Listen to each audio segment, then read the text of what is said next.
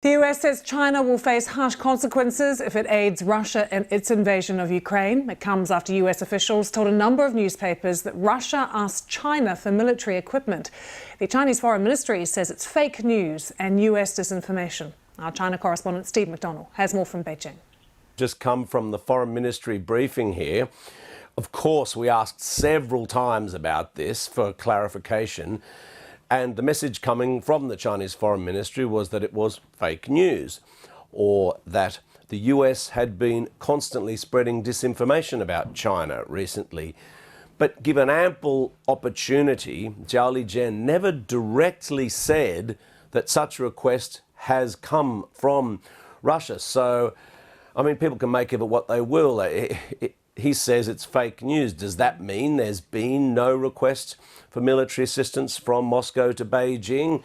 I mean, it could be nitpicking. It could be it's a bit of a get out of jail card there to say it's fake news because perhaps some aspect of the reports Beijing doesn't think is accurate. However, nothing was made clear, along those lines. I mean, interestingly, we also had the Foreign Ministry spokesman repeating this claim today that the US Embassy in Kiev had deleted all these documents relating to pathogens and research in biological labs in Ukraine.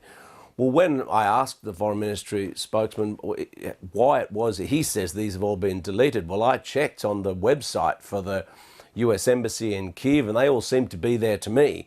So I asked if he checked the website. He just said he'd received different information. We said, well, how about you go and check now?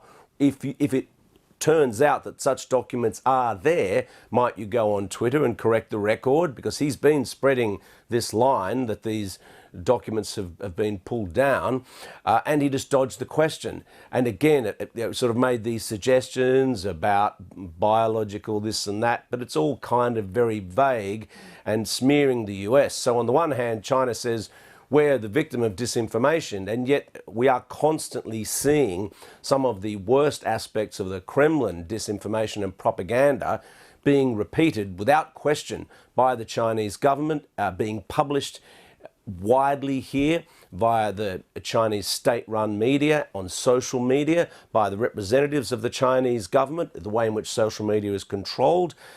Also, it is having the effect of swinging large parts of the Chinese population in behind the war effort.